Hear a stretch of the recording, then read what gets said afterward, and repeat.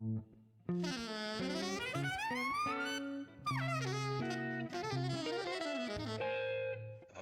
Jazz.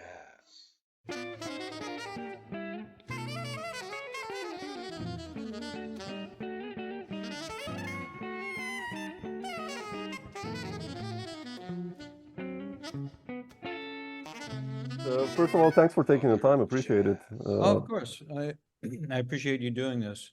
Yeah, I, I remember I got Canyon 20 years ago or something like Oh that. my And God, that's this is an amazing record. I listened to it today. I have it on CD, and really it's just like killing.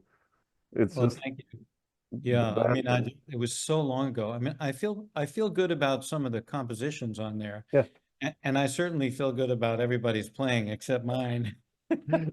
No, no, no. And It's a great album. Wolfgang Muspiel, Yeah, very good. I miss him. I wish he hadn't left New York. yeah. He He's was one in of New York at the time. yeah, yeah. Oh, I knew him from Austria, from doing some gigs in Austria. Oh, really?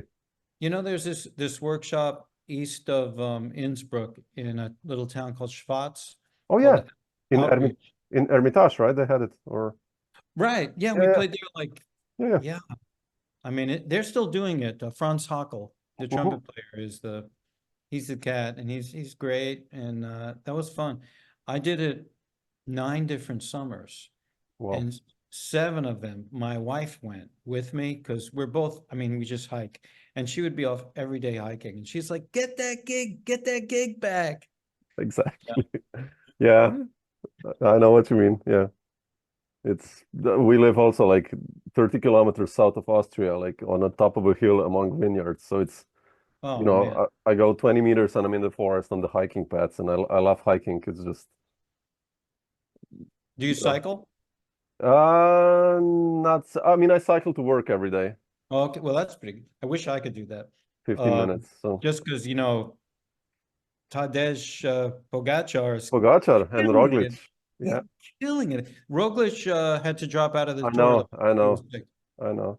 But man, yesterday, I think it was yesterday that Vingegaard's whole team, their idea was crush everybody, and they did, except for Pogacar. Pogacar. Yeah, yeah. That was it. At the end, he just dropped Vingegaard.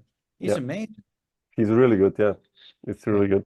I mean, if you came to Slovenia, you would see why he's so good, because, the practice ground is like, it's it's basically like, up and down all the time if you want to cycle. Mhm. So yeah, we'll see how it turns out. I mean, the Tour de France, I'm really curious.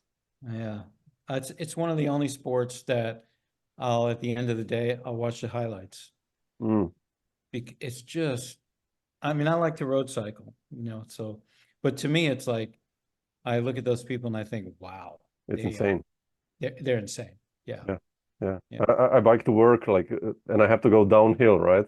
Hmm. And I bike like 30K per hour, like really on brakes. I'm really scared, not to Yeah, injure I'm my scared. hands. And Mhm. and those guys go like 70 down the hill. I'm like, shit, that's Yeah. I had a crash 12 years ago and I fractured my hip. I yeah, wasn't even going that fast. It was just, I fell in some construction debris. yeah. I, Was there also last year. I learned my lesson.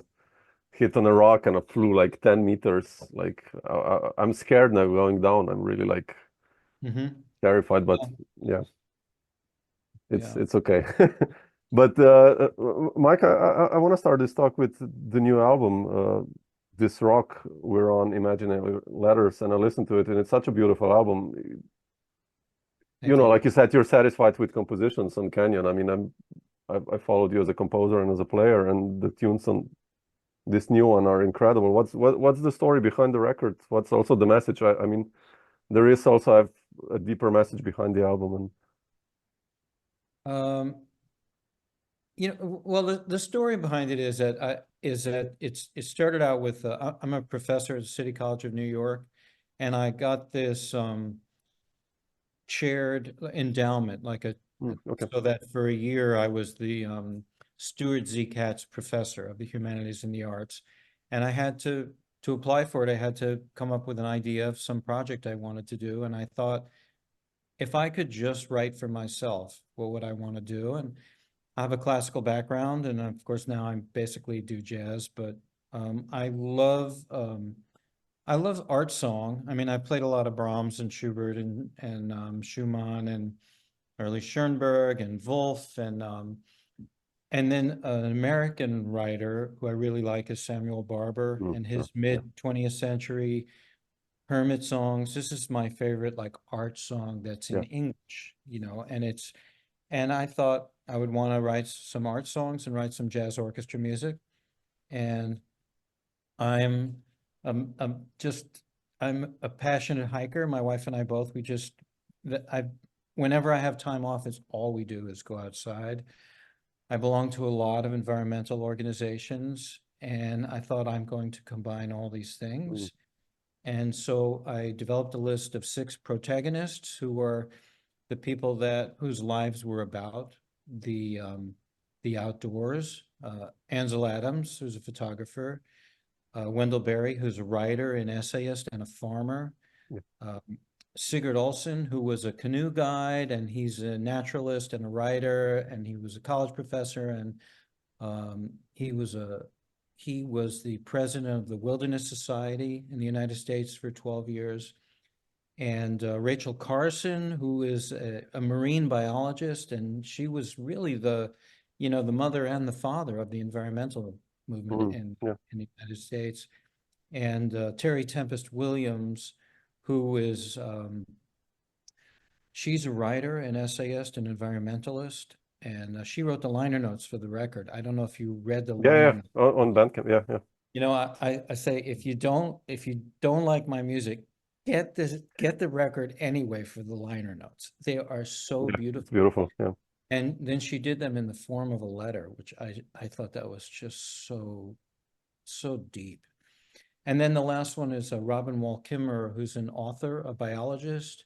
She's a Native American. She's a member of the Potawatomi tribe, and she knows a lot about Native lore. Her book, Braiding Sweetgrass, is about the intrinsic knowledge of plants. Well. And then she's a college professor in biology, so she sees it from every side, and her writing is very beautiful about the earth and its inhabitants. And so the concept is I imagined a letter to or from each of these protagonists, and then and wrote lyrics, and the letters are for chamber ensemble, mostly voice, cello, and piano, with a couple of exceptions.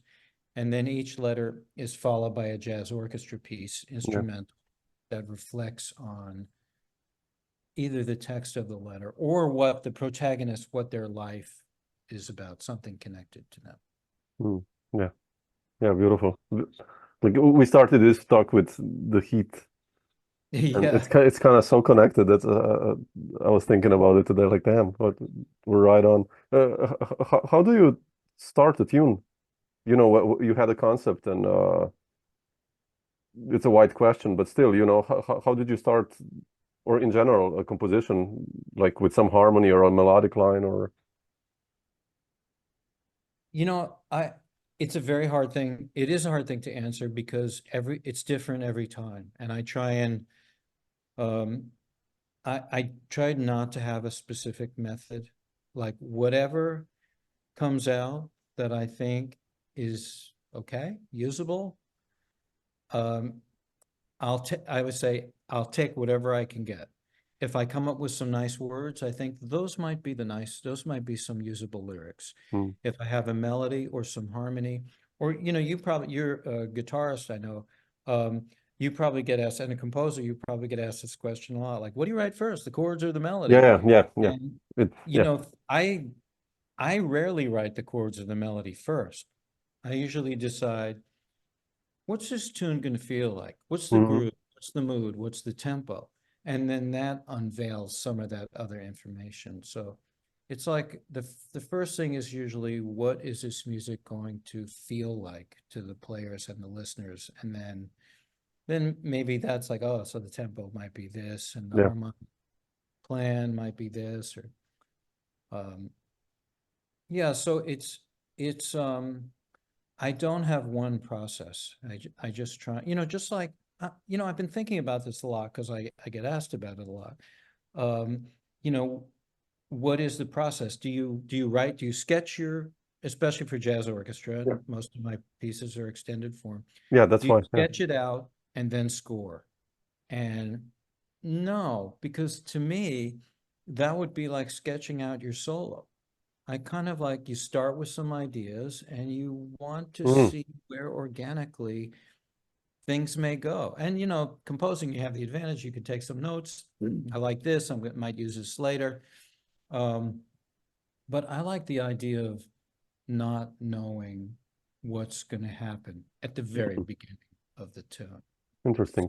No specific method other than never to approach something with just one method.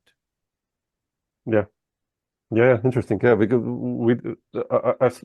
I've spoken to Michael Formanek, who did this the Distance, you know, that colossal ensemble he had.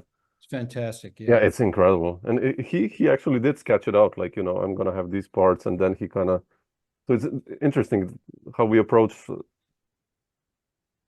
composing, especially like long extended forms, differently. I mean, Mhm. yeah, Yeah. And I I had breakfast with Terry Tempest Williams. She was kind enough to meet with me.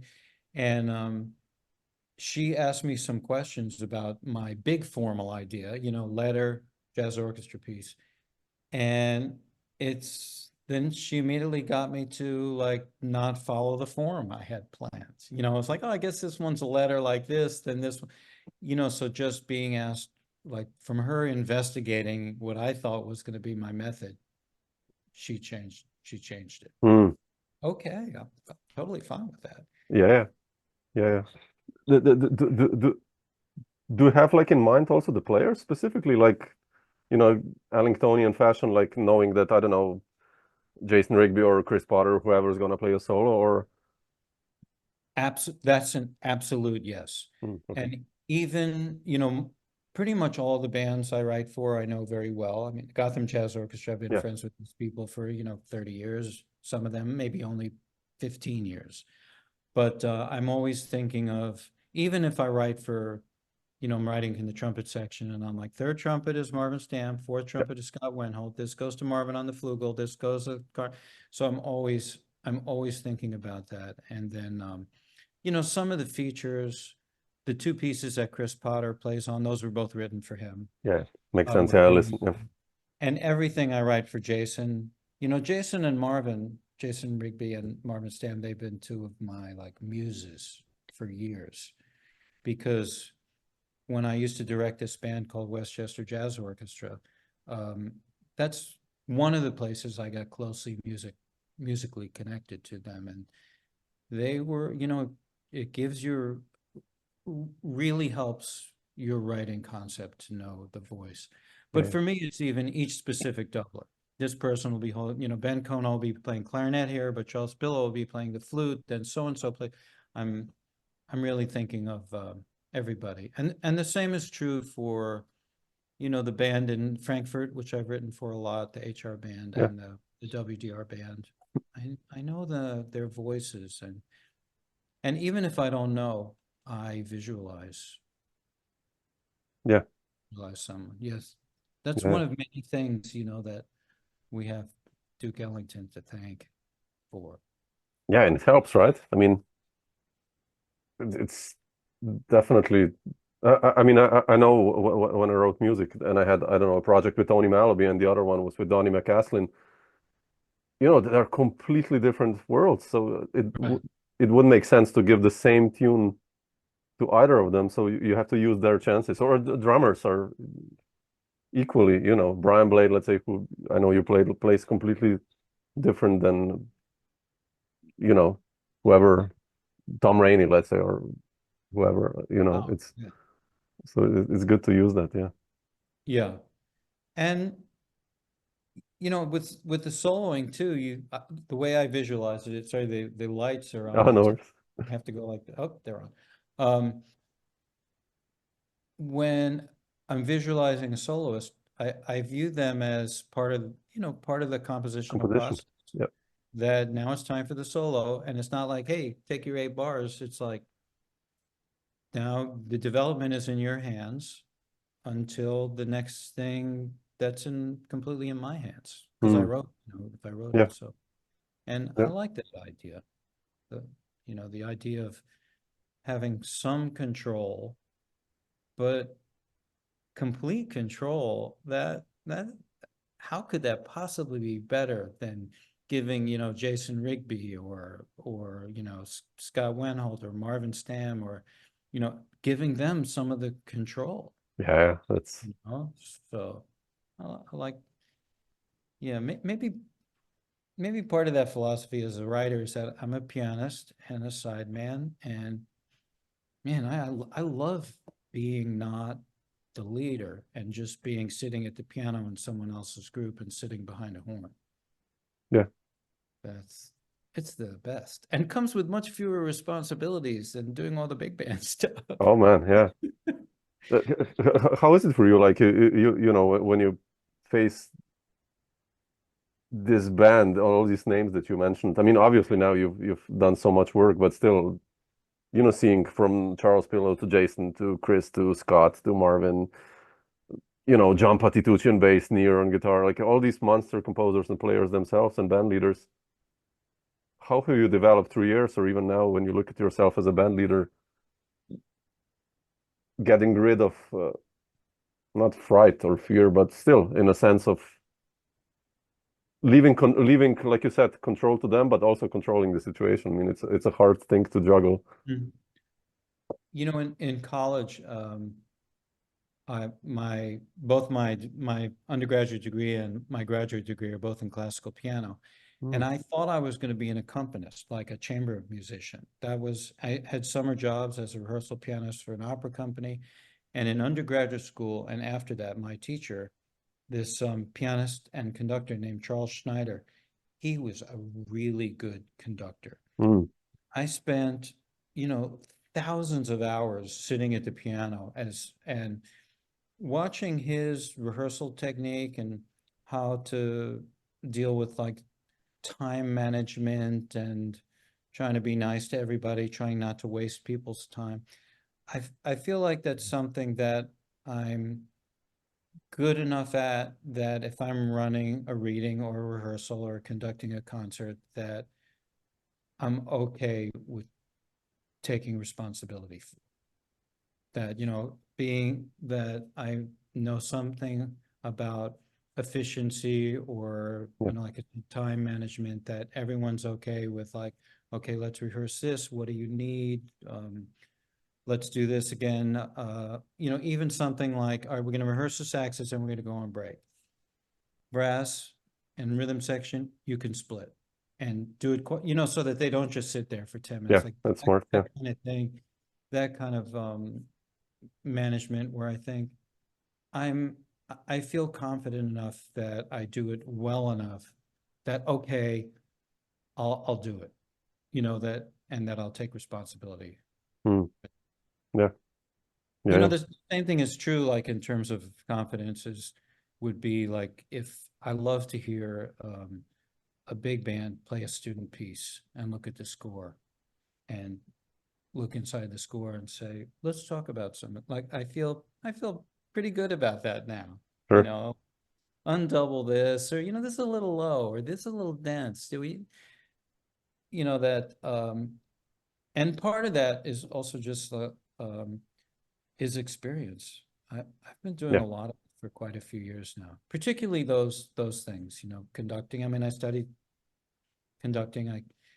And so I'll just say that sometimes when I wonder, was that playing okay? I don't know about that, but I'll take responsibility for the conducting rehearsal.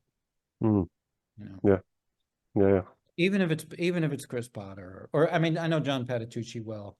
We played a lot of duo gigs, and we taught together for 9 years at City College. So he's in Canyon, on those records, and he's like family, and so I think I can really make him laugh. So if I feel very comfortable with somebody that I could crack up, so I can crack him up, so I'm comfortable. Yeah. No, it's a nice line to draw, not knowing who they are, but still, it's a privilege that they play your music and they actually like bring something special in. And I did like a year and a half ago, I did a trio tour with Ariel Thunders on bass, who's 81. He's like, and Bob Moses on drums, right? Yeah. So both two guys, you know, they played with Mingus and Dolphy and Sonny Rollins, and Yeah. I was like, shit, man, fuck. But then, you know, we were like, okay, we're there, and we were equal. But still, it's this thin line of, you know, playing with incredible musicians, and but still, then you're in the same boat in the end, no matter who they are. So yeah, It's it's really a nice beautiful to thing. get to that point Yeah. playing with players like that, where you feel like, I remember the first time, it was in 2001. And as a fellow sideman, the first time I played with Brian Blade, Mm. I remember thinking, he's making me sound a lot better, and making me, you know, obviously, because if I just lay out, everything sounds great. But he made it possible for me to play so much better. And when you realize that's actually going on among everybody, and that you can contribute to that, and you Mm. get to know each other a little, it's nice to be in that place and to play with people like that. Yeah. And, you know, also those people, there has to be a certain amount of generosity. Like, they want you in there contributing Yeah. and cheering. I'm still learning this from Marvin Stamp. And he has, I mean, he joined the Ken band in 63, I think. That's crazy. Yeah. He's still playing great. Yeah. And we talk a lot. He lives nearby. We play a lot of duo. He'll come over, we'll play a little, we'll talk about it. And his concept of the idea of there being a conversation, and that you're having a conversation and it's not one person giving a lecture, is, Mm. I'm still really, really appreciating that. Mm. Yeah, so true. Yeah. What you mentioned, you know, you went through classical training. When did the jazz bug happen for you? Was there a moment that you heard, like, I don't know, Jarrett or Herbie or whoever? Or Well, in high school, I was studying classical piano, but I played saxophone well oh, enough to be in the school stage band, stage band, which is a derogatory term for big band, which is, I like to call it jazz orchestra. And I listened to, on the radio, there was this really good New York jazz station, and they played a ton of Sonny Stitt and Freddie Hubbard. And I was fascinated how they could play. So, I mean, it sounded like no mistakes. How'd they come up with these melodies? And it was really that, and playing in the school jazz band, and then had some other friends in school jazz band. We listened to some records after school. And then in college, I was gigging on the saxophone, playing, like, gigs with tunes. I played some flute too, mm. and then doing only classical stuff, accompanying opera, vocal accompanying chamber music on the piano. And when I finished my master's, this was in Binghamton, New York, the director at the school, his name, Al Hom, he said, okay, you're playing piano in my quartet. And I had already started to write, and I knew some language from playing. I hadn't started to comp yet. I mean, I knew the chord voicings from writing, but so it was sort of like trial by fire. And I stopped doing the classical thing and playing saxophone and flute almost immediately. Oh, interesting. What was then your path of who did you check out? Well, the people, early influences that got me excited were like Oscar Peterson. Okay. And then very soon after, it was like Bill Evans. And at one point I'd listen to John Coltrane, and I think, like, what is going on? And then very shortly after that, everything sounded like lightweight music to me compared to Coltrane. Like, I could only listen to Train. Interesting. No. And then Bill Evans and others, it was just, I guess I was getting the idea a little more about message and depth and heart, and what the soul and those intangibles about jazz are. Yeah. I mean, Train. The first record I remember I ever bought was Salt and Pepper, Sonny Stitt and Paul Gonsalves. Mm-hmm. And when I got it, I was like, Stitt, wow. And then I was listening to Paul Gonsalves. I think, what's he doing? It's the opposite for me now. Paul Gonsalves is like a drug. I hear him play and I Yeah, think, amazing. Yeah, that mind. so And underrated. yeah, I mean, just so expressive and deep, and it's, just didn't get it, and now I get it better. I still don't get it, but I get it better. Yeah, yeah.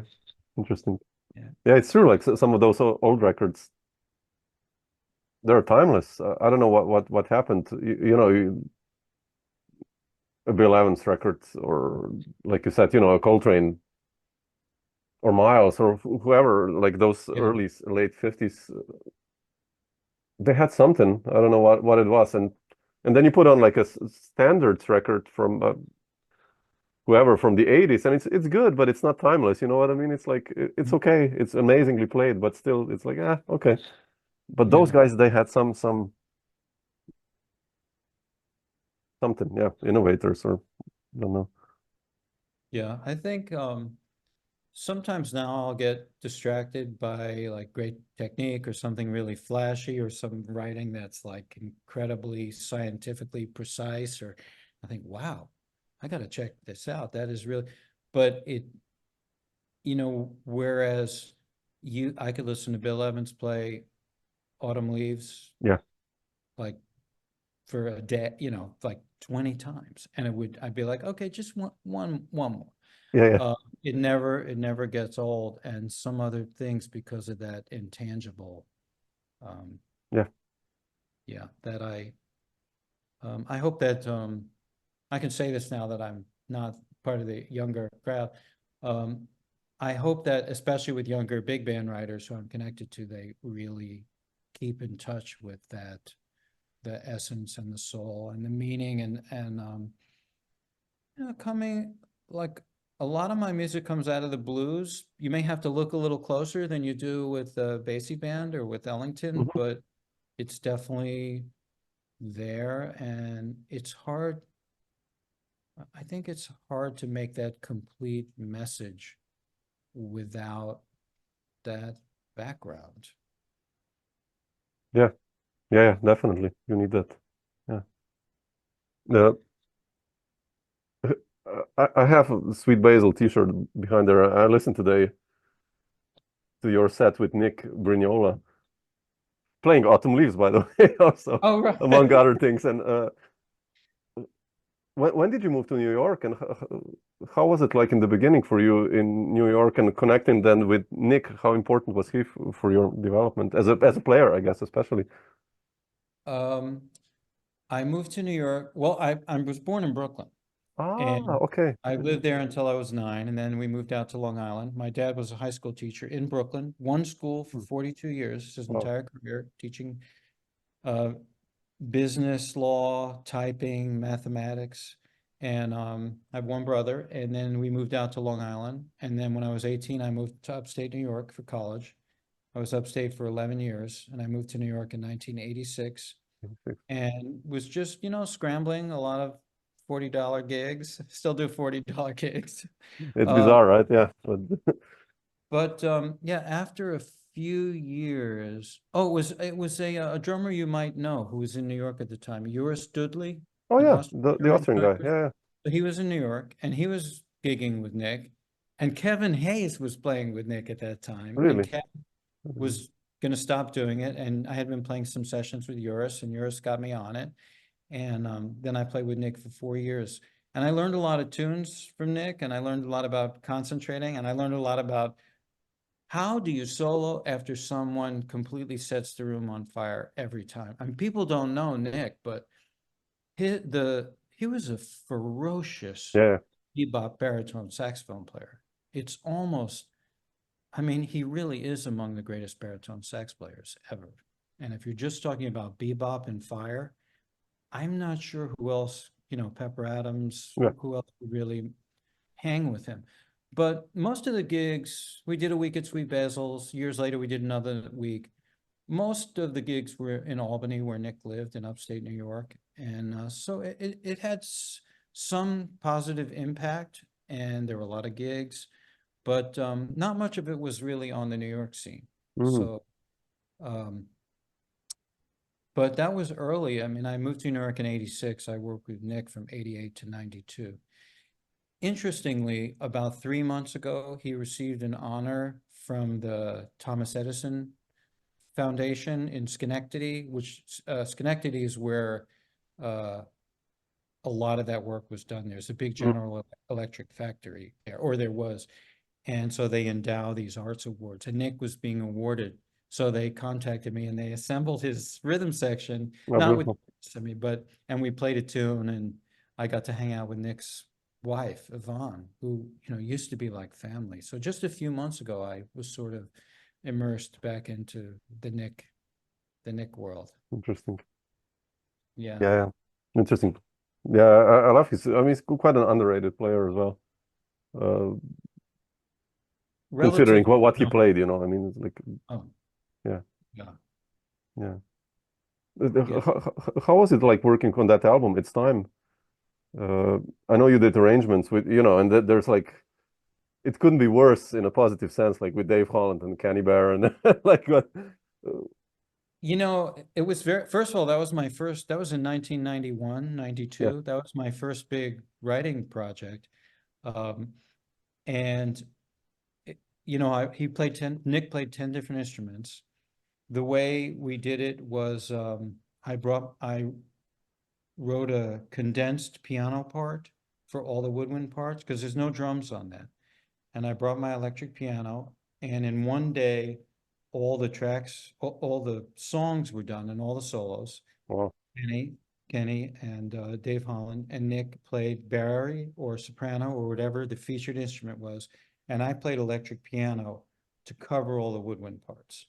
Then for 4 more days, Nick came back in, not with Kenny or Dave, they were done. And he layered over all the woodwind Oh, parts. wow. Okay. And then when we were done, we got rid of the electric piano part. Wow. So Man. yeah, it Okay. was a long and difficult process. Because also Nick was not a great reader. I mean, he could play anything, but, and then dealing with something that complex with Rudy Van Gelder was, I'll just say it was stressful. Yeah, yeah. Can you imagine? Can you imagine? Yeah. It So was beautiful. stressful for everybody. Yeah. That's a nice record still. I mean, Oh, thank you. I mean, that is so, I mean, that was 32 years ago. yeah. Like I said, my So, first yeah. Exactly. writing project. Yeah. Yeah. When did you start leading bands then in New York? I mean, we mentioned, you know, Canyon before, and I wanted to ask you about the wish list and about that band. Like, but kind of two questions. When did you start leading bands in New York, and how did you assemble that group together, which is like nowadays or even back then, it's like an all-star super group with monster players. Yeah. You know, I remember like the genesis of writing more. I mean, I did write a lot of jazz orchestra music when I was in Binghamton. Hmm. And then when I got to New York, there were reading bands. I brought something, and people were like, "That's good. Bring something else." And then I got into the BMI Jazz Composers Workshop as a student, because later, 30 years after, well, not 30, but 20 something years after that, I was the associate director of the workshop for 8 years. Oh, wow. And, you know, as people do, I thought I should make my own band out of the BMI band. I asked some people, and I wrote the music for Thought Trains, and then people kept asking for stuff, and then start to get a couple of commissions. Tour with Stockholm Jazz Orchestra when they heard the Oh, music from Thought Trains. That was in 2000. oh. And then you know, it was really the big band writing that I think made my, you know, a little bit of a reputation in Yeah. that world. In Westchester Jazz Orchestra, and then going to Frankfurt for the first time in 2007, and then going back a lot. And I'm writing for them now, Beautiful. and then going back soon, writing something for the Frankfurt Jazz Festival now. For do you know the pianist Omer Klein? Yeah. The Israeli guy who lives in Germany, I think, right? Yeah. I think so. Yeah, yeah. So he's set a bunch of poems by famous poets, and he wrote songs for the vocalist Becca Stevens, and Oh, I'm yeah. just to do the arrangements. Oh, beautiful. Sending me the songs now. And then I'm going in November to do a project with their new graduate student program, which is a blend of the students and the guys in the band. Fantastic. And then I'm going to Cologne for next July, a year from now. I'm writing a project for WDR and Chris Potter. Ooh, So yeah, and then I'm going for that. I'll go conduct that. I'm not going beautiful. for it. Yeah. Yeah, I guess, how did I know Scott? I was Scott and Brian, I was hired as a sideman. I think it was on a Dave Pietro record. Very good alto Yeah, player. and I love that, Dave. Yeah. And I met Scott and Brian on that. And I knew Wolfgang from Austria, from these gigs in Austria. And then I knew Tim Reese, a saxophone player. One of my first friends in New York, somehow, Oh, oh really? yeah, Oh, we met by 87 or 88, we were friends already. And then this friend of mine, John Gilly, a very good bass player, put together a quartet, and he had a bunch of gigs. And he said, "Can you recommend a sax player?" And Tim, we did a lot of gigs at McKell's, and which is and that was a great club. We did a tour of universities in the Pennsylvania state system. I got to know Tim very well. My wife was his first babysitter for their first daughter,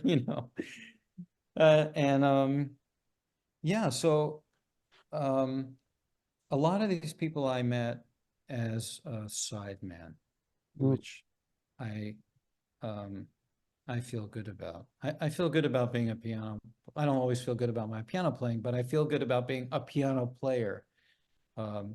And Jim McNeely, who's a dear friend and a mentor, he's made a comment about how about the good coincidence of being both a pianist and a writer, or not just a pianist, but being a player and a writer, and how it informs things. And Jim's reputation was built playing for Stan Getz for 11 years, and and then he started writing really in the 80s, for the Mel Lewis Jazz Orchestra before it became the Vanguard Jazz Orchestra. So coming out of playing, I think, has really been the channel for me for a lot of things that have happened.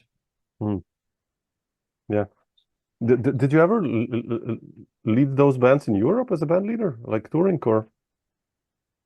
The HR band and No, and I mean like the smaller groups. Oh no. No. No. Okay. Overall, a frustratingly small amount of performances as a leader of those. And part of it is I've always been teaching. I've been a full-time professor at City College. This is my 29th year. Wow. Okay. And I teach part-time at the Manhattan School of Music, and I play gigs, and so I've done, a lot of trips to Europe and doing gigs with the Frankfurt and the Frankfurt band, but not that much time really booking. Yeah, it's a different beast. Yeah. It's a different thing, and just too many other things happening to create that other, consistently. Sometimes gigs come my way and they're great and it's nice, but no management, type of thing. Yeah, it's heavy. Yeah, it's spending hours and hours for getting 2 concerts confirmed or something like that. It's like crazy. Or having a manager do it for you, and then your schedule, you have to go with whatever the schedule is, and I would have never been able to do that. Yeah. I have some flexibility, but not to be at someone else's scheduling disposal. Yeah. Are you still planning to do smaller group stuff as well? I'm still doing, well, I mean, small. Marvin and I are finishing a duo recording. Really? Oh, Just beautiful. flute and trumpet, and we've been doing it at my house, which feels fantastic. I have a great piano in a really good room, and we've been bringing over an engineer, so he's been using serious microphones and not like, it doesn't sound like a home recording, but recording duo flugel and piano is very taxing. 2 hours and you're like, that's it. So the days are very short, and the idea of investing that much in a studio is really not feasible. Yeah, But it's been great doing it at my house, and we'll probably finish in the fall. But I have an octet too, and we don't have anything right now, but that's still active. We just had the octet called Balancing Act, which is voice and 4 horns and trio. Beautiful. The only group I've ever had, other than the duo, which doesn't have guitar. Yeah, well, you seem to love guitar. Like, how did you connect with Nir, by the way, Felder? I love his playing. So yeah, he's really great. Nir, I met him at a couple of things, but then I produced a session for the drummer Jared Schoenig, who plays on this rock. And Nir was playing, and I had written an arrangement for the way Jared did his session was he had 8 tunes, and he gave each one to 8 different arrangers, and we each arranged one. And Nir said to me, goes, if you ever do anything, I want to play on it. So oh, beautiful. And the way he played, and the soloist on the tune I wrote was Jason Rigby's on that record. So I wrote it for Jason, but Nir had a lot of space on it. And he's not just a great soloist, he's really fun to play with, like if you're both comping at the same time, which I think can work, and can be great. And then his sensibilities in terms of like a little rock thing or something coming out of the 70s, I love that sensibility, that those like rock overtones make me feel like a teenager. You're hired, But yeah, so I really got to know Nir on Jared Schoenig's session. Oh, interesting. Yeah, I love his big man playing Nir. I did this talk the other day with Brian Landers, who also has this, several projects, and Nir plays on them, and it's beautiful how he's not your typical orchestra or big band guitar player. Right. It's like single lines or intervals, and it's beautiful what he does. I love that. And really nice. Yeah. Yeah, and I really appreciate that good feel for not just rock, but sort of like a pop vibe. Yeah. And then he can do all of that. Yeah, definitely. Mike, I wanted to ask you also, before you mentioned that you're connected with younger arrangers and composers as well. What was your connection with Darcy James? I know you did on Infernal Machines. And yeah, I got to know Darcy when he was in the BMI Jazz Composers Workshop. Oh, okay. I was doing a lot of the readings, so just playing, and he'd bring something in. So he hired me for the first edition of his band. And so I did the first record, and there were a couple of gigs in Europe. And now we stay in touch through the scene. He teaches at Manhattan School of Music, so I see him there sometimes. Came to my record release gig last month. We played this rock around. And we're connected through a lot of the generation of writers in New York that were my students when I was directing, associate director of the BMI Jazz Composers Workshop. Darcy wasn't in it, but a lot of those people that were like Miho Hazama and Erica Seguin and et cetera, et cetera. There's like so many good writers that came out of that era when Jim was a director and I was associate director. So that community, Darcy and I are both very connected to. So we have that direct, through Manhattan School of Music or seeing each other at a concert, and then indirect, the transitive property through all these other active writers. Yeah, I love how varied the big band or orchestra scene is nowadays. So much stuff, Tony Cadillac did last year, also a beautiful big band record. you were part of, and John Fatchuk and all these guys. Yeah. It's So insane. Tony's record, most of that music was commissioned when he was in the Westchester Jazz Orchestra. A lot of that music was I commissioned for that band, and he was one of my go-to writers. So Tony grew up in Binghamton, New York, and I've known him since he was 14. And Oh, he grew wow. up Okay. in Binghamton with Dina DeRose, the singer, but John Hollenbeck was like in a different circle a little bit, but he's that same like vintage of kids from Binghamton who benefited from what was going on at the college. Yeah, John is another one of those. Yeah. Tony sounded great when he was 14 or 15 years old already. Yeah. Beautiful player and composer and arranger. Yeah. Yes. Yeah, and obviously the elite lead trumpet player. Yeah, yeah, of course. One thing that makes him elite is he's a very good jazz player. And that phrasing thing and that understanding really translates into his musicality on the top of the band. Yeah. It's not nice to have such people in the group. So yeah, beautiful. Yeah. Mike, I just wanted to you mentioned already some things, and what are the plans for the upcoming months and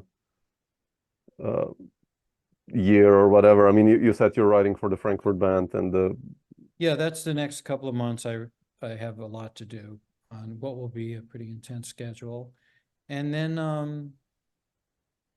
that's October. I'm still teaching full time. I'm going to be doing a residency at Jazz Campus in Basel. Oh, really? November. Oh, beautiful. And then going from there to Frankfurt to do the residency with their master's program.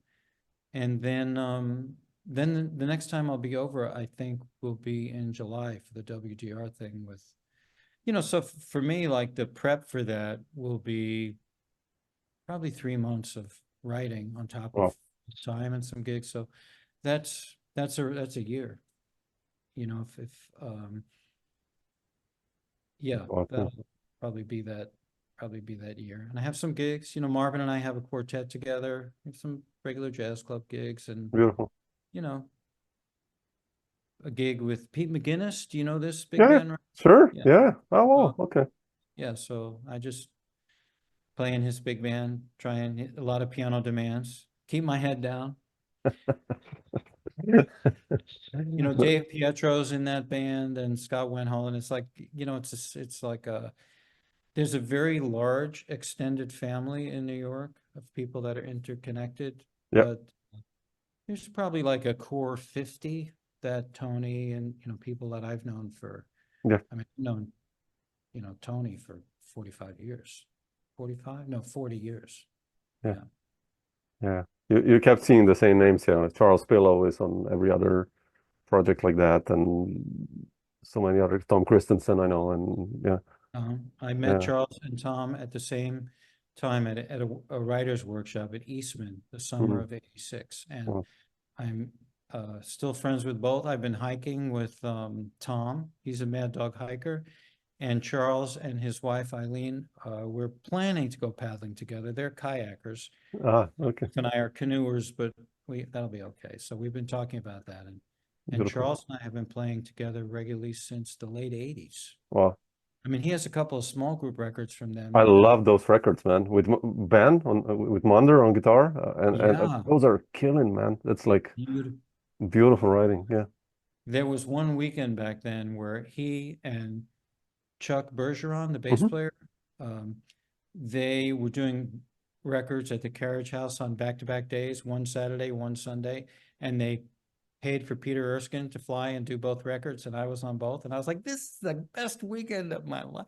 That was like in '89 or something like that. Wow. Maybe it was '92 or something like that. But I just remember playing with Peter Erskine and thinking, this is very good. I love his trio records, with John Taylor. With John Taylor, man, John Taylor. This is the compositions on those tunes, on those albums with Pala, and it's yeah.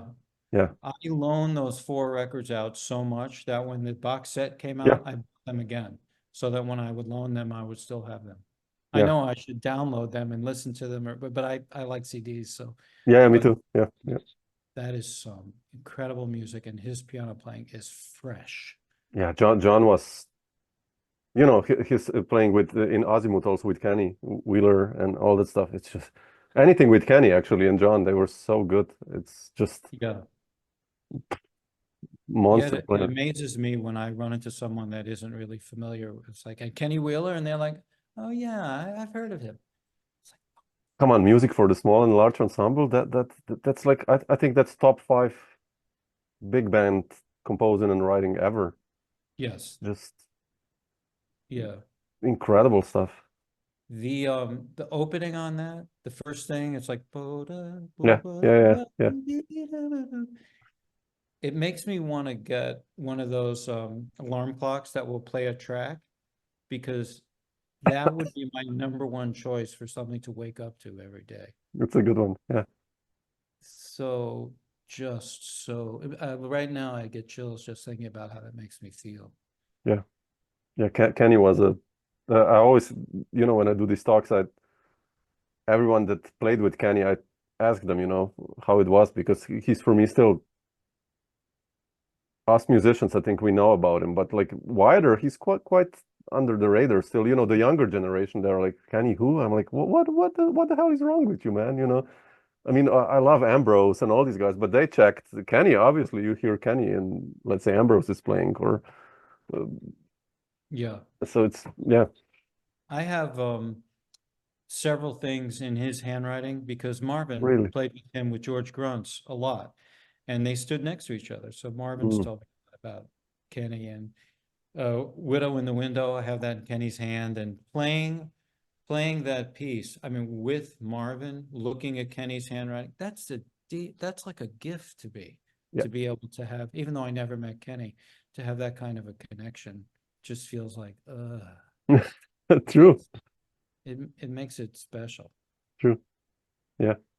Beautiful. I mean, all those guys, John Abercrombie, also another, like all these cats is just John seem. lived near here. We played together a tiny bit, Oh, really? Oh, wow. and I would see him sometimes. You know, he would go out to hear music regularly. A very, very nice person. Yeah. I met him And once only, and yeah, and beautiful. an incredibly expressive and unique guitar player. Yeah. Anything he did from Gateway to the late stuff, you know, it's yeah, beautiful. Yeah, But cool. he left too soon. I was really sad when he passed away. Yeah. Yeah. But yeah, all these guys, we have their music, so that's good. Yeah. At least something. Sure. But cool. Mike, I'll leave you be. What is today? Wednesday. A nice Wednesday afternoon on the East Coast. And but